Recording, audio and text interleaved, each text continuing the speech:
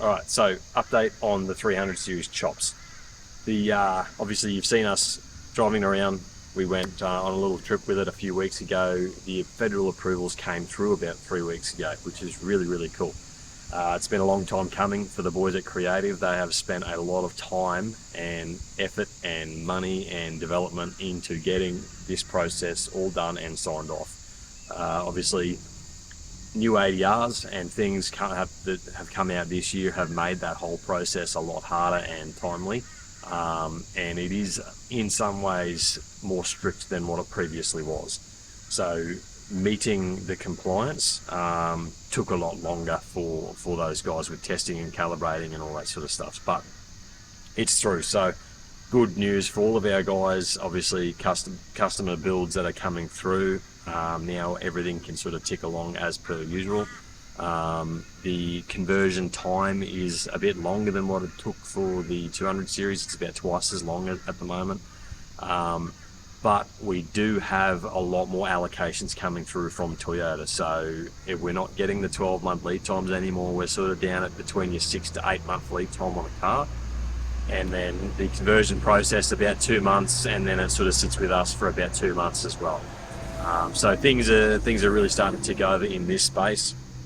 We're still developing quite a few components with these builds. We're still fine-tuning coil rates, shock valving with the guys at J-Max, tyre sizes, fitment of roof racks. So we haven't quite perfected the roof rack situation yet, so we're still working on a few things here and there. So for our customers expecting builds in the next few months, just to be a little bit lenient on some of the conclusions that we are putting in them for the better. So and yeah, so with performance, we're not putting performance tunes in these cars just yet.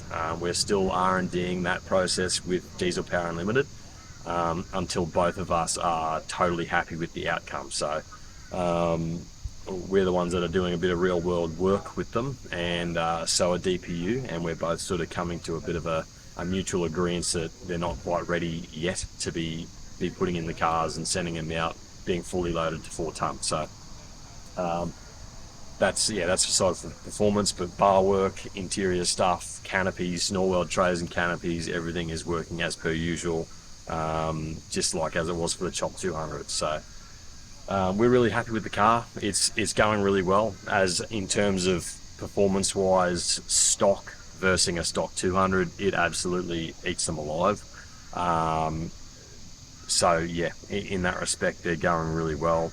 They're just a really different car to get used to driving, especially touring with. They're extremely comfortable inside the cabin, but they sound different. There's more gears in the gearbox, so it takes quite a bit of getting used to. Essentially, it's not like it's an upgrade from a 200 series. It's like Toyota have just brought out a whole new car essentially and added to their bunker. So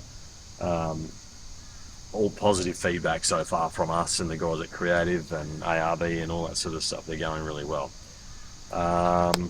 Yeah, just thought we'd update you. Everything, obviously the time frame of things that are coming through a lot quicker. Everyone's sort of developing and getting on board with everything that's happening for the 300. So expect to see a lot of chops coming out of our shed early next year and all the way into the end of next year.